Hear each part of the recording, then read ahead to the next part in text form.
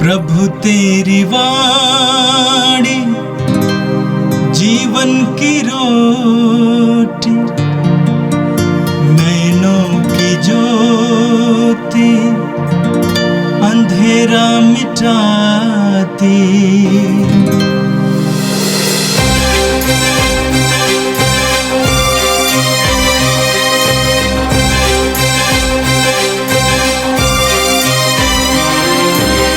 प्रभु तेरी वाणी जीवन की रोटी, नैनों की ज्योति अंधेरा मिटाती।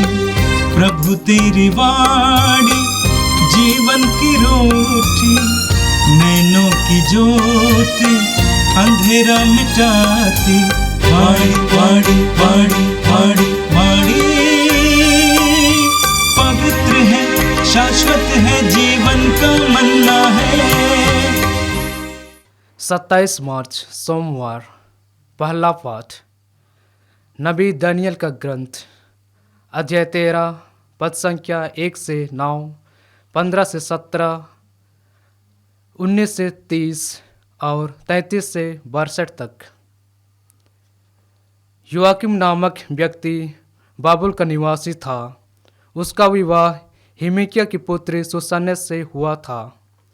वह अत्यंत सुंदर और प्रभुभक्त थी, क्योंकि उसके माता पिता धार्मिक थे और उन्होंने अपनी पुत्री को मूसा की संहिता के अनुसार पढ़ाया लिखाया था। योआकिम बहुत धनी था और उसके घर से लगी हुई उसके एक सुंदर वाटिका थी।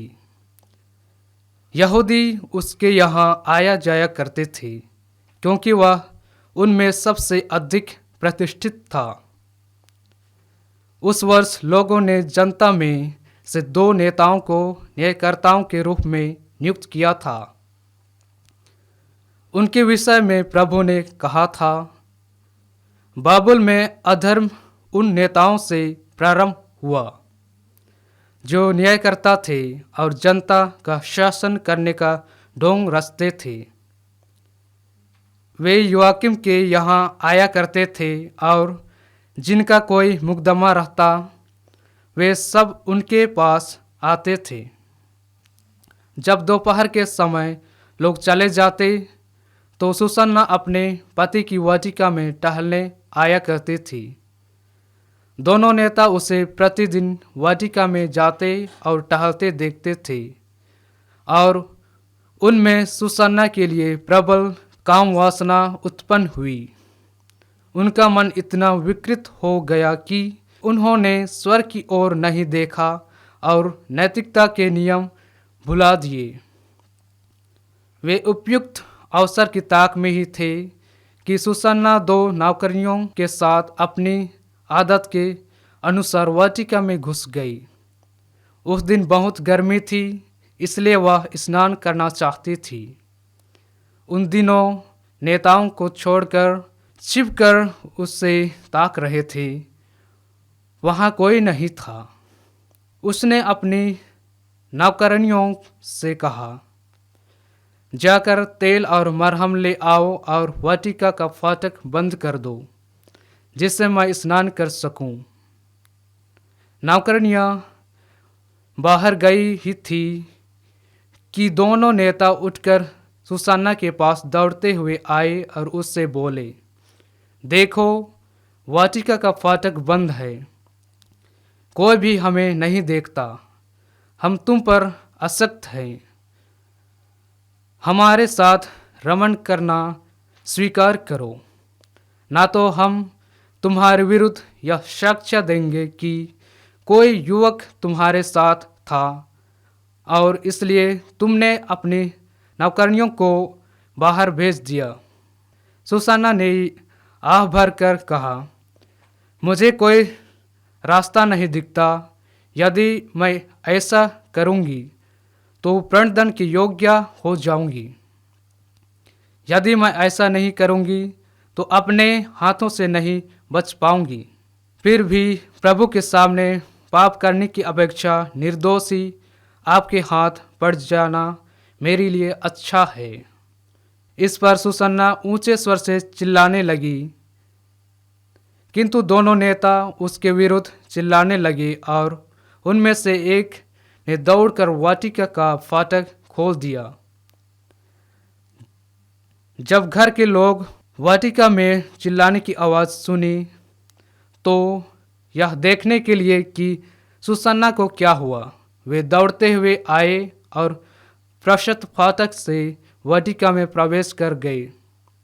जब नेताओं ने अपना बयान दिया तो नौकरों को बड़ा धक्का लग गया, क्योंकि सुसन्ना पर इस प्रकार का अभियोग कभी नहीं लगाया गया था। दूसरे दिन जब जनता उसके पति योआकिम के यहाँ एकत्र हो गई थी तो वे दुष्ट नेता सुसन्ना को प्रणदंड दिलाने का षड्यंत्र रचकर आ पहुँचे। उन्होंने जनता के सामने कहा, हिमिकिया की पुत्री योआकिम की पत्नी सुसन्ना को बुला भेजो। लोगों ने उसे बुला भेजा। वह अपने माता पिता और बच्चों और अपने सब कुटुंबियों के साथ आई। उसके संबंधी और जितने भी लोग उसे देखते थे वे सब के सब रोते थे। उन दो नेताओं के सभा में खड़े होकर उसके सिर पर अपने हाथ रख दिए और रोती हुई स्वर्ग की ओर देखती रही, क्योंकि उसका हृदय ईश्वर पर भरोसा रखता था। नेताओं ने यह कहा, जब हम अकेले वाटिका में टहल रहे थे तो यह दोनों नौकरों के साथ वाटिका में आई। इनके वाटिका का फाटक बंद कर दिया और नौकरानियों को बाहर भेजा। तब एक युवक जो छिपा हुआ था वह आकर इसके साथ लेट गया। हम वाटिका के एक कोने से यह पाप देख कर दौड़ते हुए उनके पास आए और हमने दोनों को रमण करते देखा। हम उस युवक को नहीं पकड़ पाए, क्योंकि वह हमसे बलवान था और वाटिका का फाटक खोलकर भाग गया। हमने इसे पकड़ लिया और पूछा कि युवक कौन है, किंतु इसने उसका नाम बताना अस्वीकार किया। हम इन बातों के साक्षी हैं। सभा के उन पर विश्वास किया, क्योंकि वे नेता और न्यायकर्ता थे। लोगों ने सुसन्ना को प्रणदंड की आज्ञा दी। इस पर सुसन्ना ने ऊंचे स्वर से पुकार कर कहा, शाश्वत ईश्वर, तू सब रहस्य और भविष्य में होने वाली घटनाएं जानता है। तू जानता है कि इन्होंने मेरे विरुद्ध झूठी गवाही दी है। इन्होंने जिन बुरी बातों का अभियोग मुझ पर लगाया है, मैंने उनमें से एक भी नहीं किया, फिर भी मुझे मरना होगा। ईश्वर ने उसकी सुन ली। जब लोग उसे प्रणदंड के लिए ले जा रहे थे तो ईश्वर ने दानियल नामक युवा में एक दिव्य प्रेरणा उत्पन्न की। वह पुकार कर कहने लगा, मैं इसके रक्त का दोषी नहीं हूँ। इस पर सब लोग उसकी ओर देखने लगे और बोले, तुम्हारे कहने का अभिप्राय क्या है? उसने उनमें खड़ा होकर कहा, इस्राएलियों, आप लोगों की बुद्धि कहाँ है, जो आप जांच और पूरी जानकारी के बिना इस्राएल की पुत्री को प्रणदंड देते हैं। आप न्यायालय लौट जाइए, क्योंकि उन्होंने इसके विरुद्ध झूठी गवाही दी है। इस पर लोग तुरंत लौट गए और नेता ने दानियल से कहा, आइए हमारे बीच बैठक और हमें अपनी बात बताइए, क्योंकि ईश्वर ने आपको नेताओं जैसा अधिकार प्रदान किया है। दानियेल ने उनसे कहा, इन दोनों को एक दूसरे से अलग कर दीजिए और मैं इनमें से पूछताछ करूंगा। जब दोनों को अलग कर दिया गया तो दानियेल ने एक को बुलाकर उससे कहा, अधर्म करते करते तेरे बाल पक गए हैं। अब तुझे अपने पुराने पापों का दंड मिलने वाला है। तू निर्दोषी और दंड देकर और दोषियों को निर्दोष ठहराकर अन्यायपूर्वक विचार किया करता था, जबकि प्रभु ने कहा है, तुम निर्दोषी और धर्मियों को प्रणदंड नहीं दोगे। अब यदि तूने इसे देखा तो हमें बता कि तूने किस वृक्ष के नीचे दोनों को एक साथ देखा। उसने उत्तर दिया, बाबुल के नीचे। दानियेल ने कहा, इतना बड़ा झूठ बोलकर तूने अपना सिर गंवा दिया है। ईश्वर के दूत को ईश्वर से यह आदेश मिल चुका है कि वह तुझे दो टुकड़े कर दे। दानियेल ने उसे ले जाने की आज्ञा देकर दूसरे को बुला भेजा और उससे कहा, तू यूदा का नहीं, काना की संतान है। सौंदर्य ने तुझे पथभ्रष्ट किया और वासना ने तेरा हृदय दूषित कर दिया है।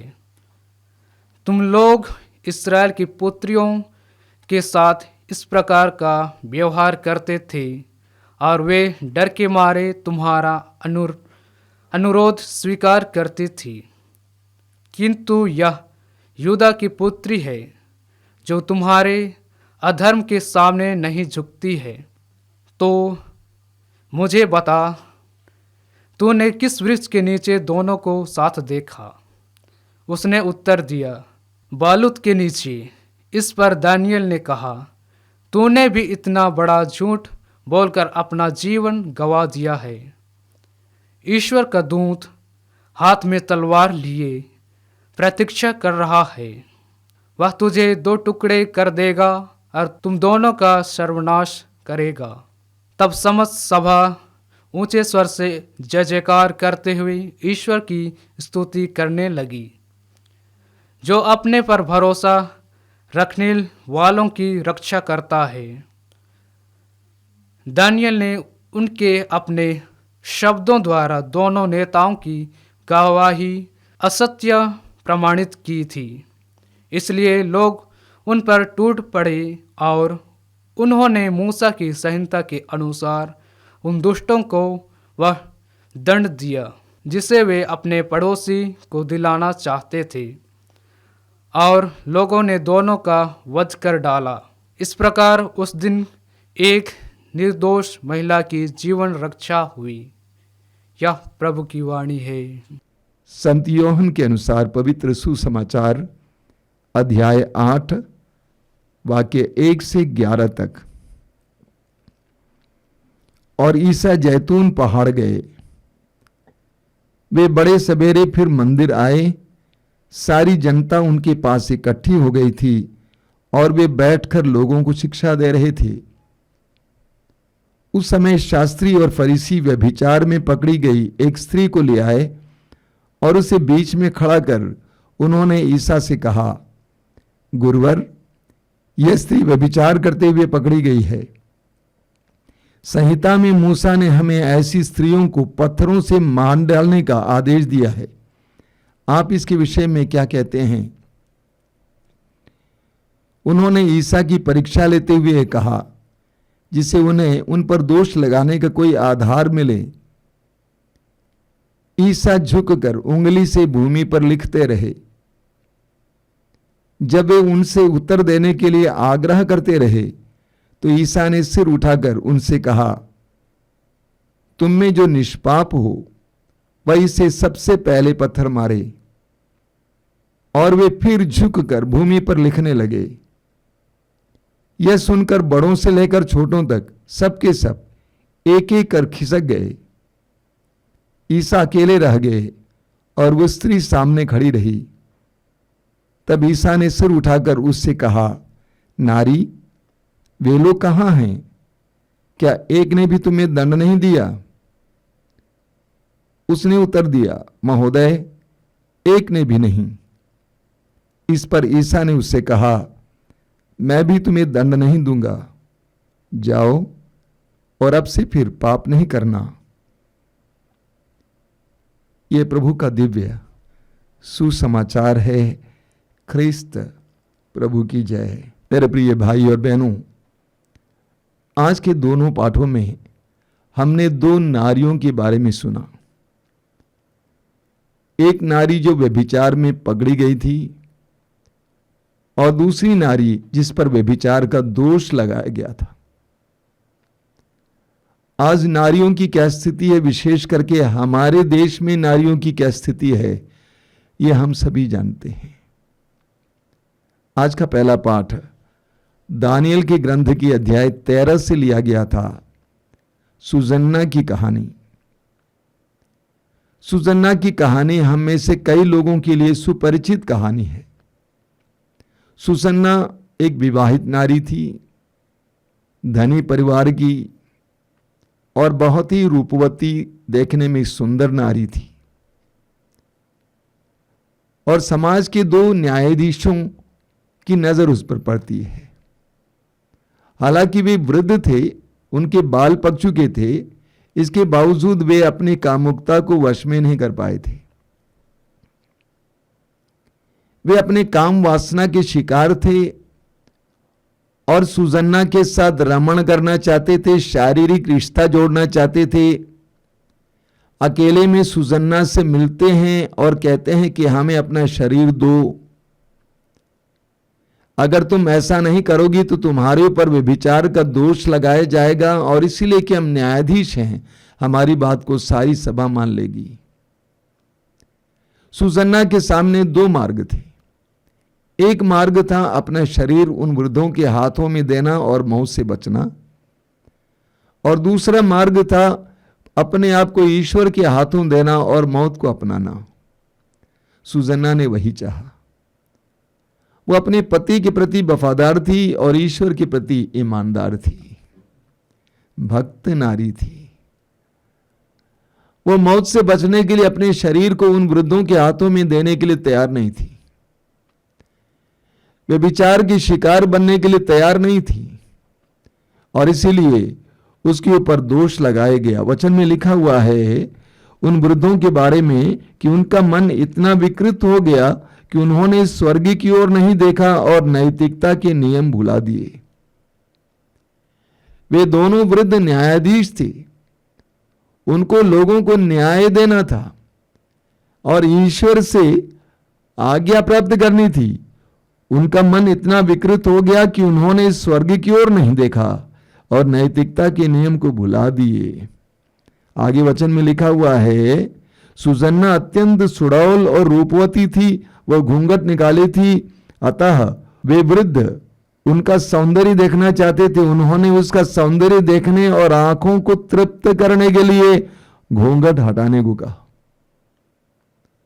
लोगों के सामने भी वे वृद्ध काम वासना के शिकार होकर उस नारी से कहते हैं कि घूंघट हटाओ, क्योंकि वे अपनी आंखों को तृप्त करना चाहते थे। कभी कभी हमारे जीवन में भी ये देखने को मिलता है। हम भी कभी कभी अपनी आंखों को तृप्त करने के लिए न जाने क्या क्या नहीं देख बैठते हैं। आंखों को तृप्त करते हुए हम अपने में कितने वासना के शिकार बनते हैं, अपने को रोक नहीं पाते हैं। विशेष करके आज के जमाने में जब लोग अपनी आंखों के द्वारा इतना पाप करते हैं। मत्ती के सुसमाचार के अध्याय 5 उसके वाक्य 29 में प्रभु यीशु ने कहा, यदि तुम्हारी दाहिनी आंख तुम्हारे लिए पाप का कारण बने, उखाड़ कर फेंक दो। हमारी आंखें कितने पाप के लिए कारण बनती हैं। उन बुजुर्गों में इतनी काम वासना थी कि उन्होंने उसका सौंदर्य देखने और आंखों को तृप्त करने के लिए घूंघट हटाने को कहा। वो नारी अकेली थी भीड़ में।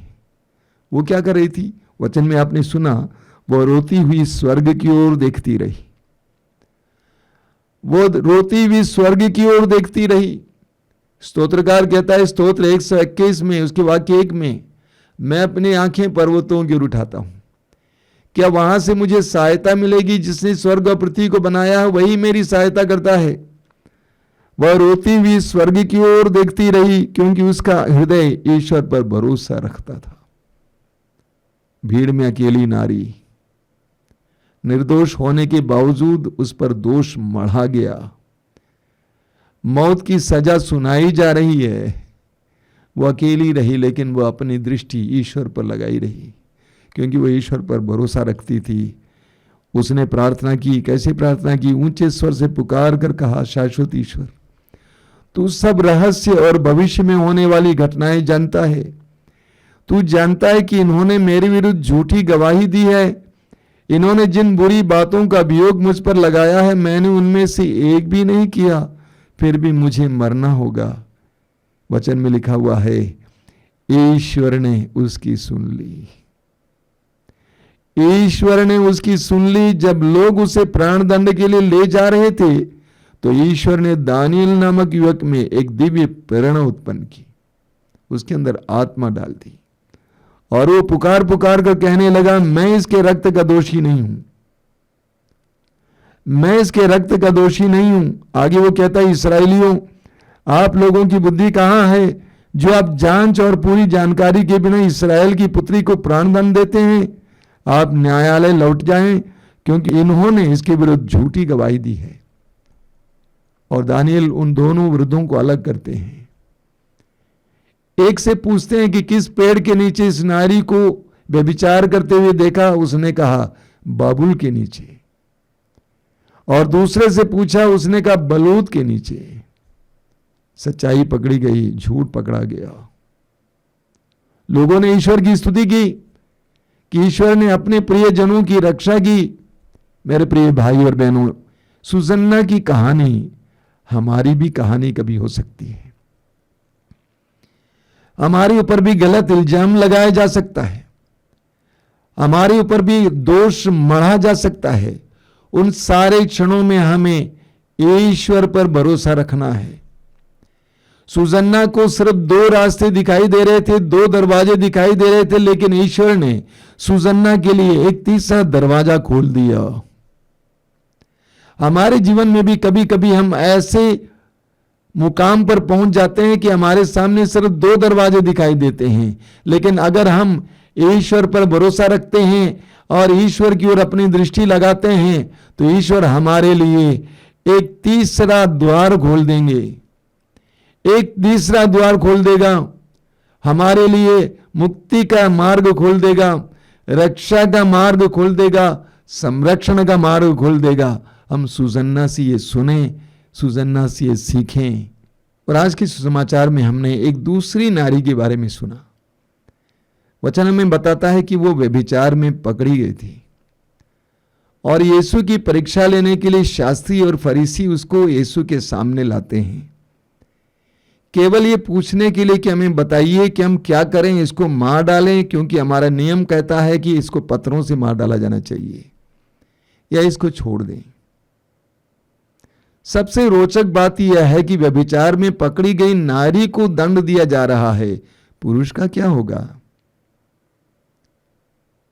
हमारे समाज का कपट देखिए, पाखंड देखिए।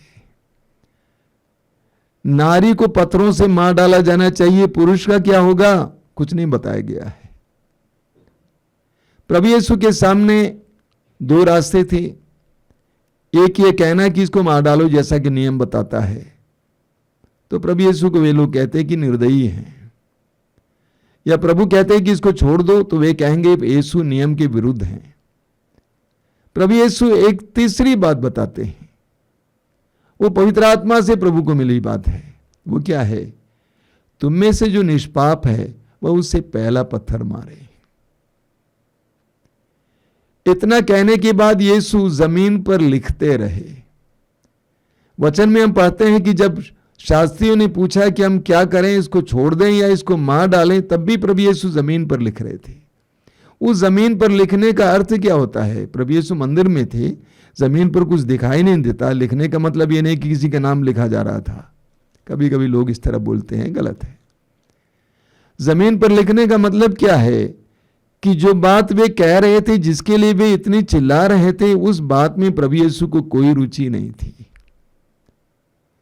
वे कहते जा रहे थे कि मूसा के नियम के अनुसार ऐसी नारियों को पत्थरों से मार डाला जाना चाहिए, तो प्रभु यीशु को इसमें कोई रुचि नहीं थी, क्योंकि प्रभु जानते थे कि ईश्वर पिता अपने किसी भी पुत्र या पुत्री को मार डालने में आनंद नहीं लेता है।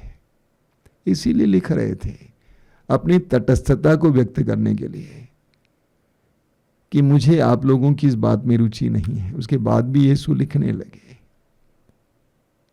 वचन में लिखा हुआ है, एक एक करके, बड़ों से लेकर छोटों तक, एक एक करके सभी लोग अपने पत्थर छोड़ के चले गए। यानी उन सबको अपने पापों का एहसास हुआ। कहते हैं ना, जब हम किसी के ऊपर उंगली लगाते हैं तो 3 उंगलियां हमारी ओर हैं। हमें दूसरों का पाप नजर आता है और उसके बारे में हम बहुत ज्यादा उछालते हैं, उसको प्रकाशित करने का प्रयास करते हैं, जबकि सच्चाई यह है कि हम सभी लोग पापी हैं, अपराधी हैं। प्रभु ने उन सारे लोगों को उनके पापों का एहसास कराया कि तुम उस नारी पर उंगली लगाए हो, तुम स्वयं पापी हो। सबके जाने के बाद प्रभु ने अपना सिर उठाया, उस नारी से पूछा कि किसी ने तुम्हें दंड नहीं दिया? उसने कहा, किसी ने भी दंड नहीं दिया। प्रभु ने क्या कहा? प्रभु ने कहा, मैं भी तुम्हें दंड नहीं देता हूं। हालांकि प्रभु दंड दे सकते थे, लेकिन हमारा प्रभु दंड देने वाला प्रभु नहीं है, बचाने वाला प्रभु है। प्रभु ने कहा कि मैं तुम्हें दंड नहीं देता हूं, फिर पाप नहीं करना, जाओ। फिर पाप नहीं करना, जाओ। अब उस नारी की स्थिति देखिए। वो नारी कितने आनंदित हुई होगी कि इस इंसान ने मुझे मृत्यु के मुंह से बचा लिया। क्या वो वापस पाप में जाएगी? बिल्कुल नहीं। पूरी बाइबल में हम पढ़ते हैं कि ईश्वर पापियों से प्यार करता है। ऐसा क्यों? क्या ईश्वर को पाप से प्यार है? बिल्कुल नहीं। ईश्वर तो पवित्र है। ईश्वर पापियों से इसीलिए प्यार करता है, उनको इसीलिए विशेष प्यार दिखाता है, ताकि पापी पाप को छोड़कर ईश्वर के करीब आ जाए, ईश्वर के प्रेम में इतना लवलीन हो जाएं कि वे पाप ना करें। यीशु ने उस नारी के साथ भी यही किया। ईश्वरीय करुणा, ईश्वरीय दया और ईश्वरीय प्रेम को उसके ऊपर बरसाया। और मेरा पक्का विश्वास है, हम सभी जानते हैं, वो नारी कभी उस पाप में नहीं गिर सकती है। मेरे प्रिय भाई और बहनों, आज प्रभु अपने पवित्र वचनों के द्वारा हमारी आंखों को खोलते हैं, हमारे हृदयों को खोलते हैं। हमारा ईश्वर न्यायी ईश्वर है। हमें उस ईश्वर पर भरोसा रखना है सुजन्ना की तरह। और हमारा ईश्वर करुणामय ईश्वर है, दयालु ईश्वर है, जो हमारे पापों का नजरअंदाज करता है। हमें उसकी करुणा पर विश्वास करने की आवश्यकता है। आइए हम प्रार्थना करें। प्रभु यीशु, धन्यवाद देते हैं आज के सुंदर पाठों के लिए, तेरी शिक्षाओं के लिए धन्यवाद देते हुए हम प्रार्थना करते हैं, हमें भी तुझ पर भरोसा रखने की कृपा दे, तेरे सामने आने की कृपा दे, अपने पापों में अवस्था में भी तेरे सामने खड़े होने की कृपा दे। ये प्रभु यीशु इन वचनों को सुनने वाले मेरे भाई बहनों को आशीर्वाद देना। आज संपूर्ण दिन उनके लिए अनुग्रह का दिन बने, आशीष का दिन बने। हमारी इस प्रार्थना को ग्रहण कर। आमीन।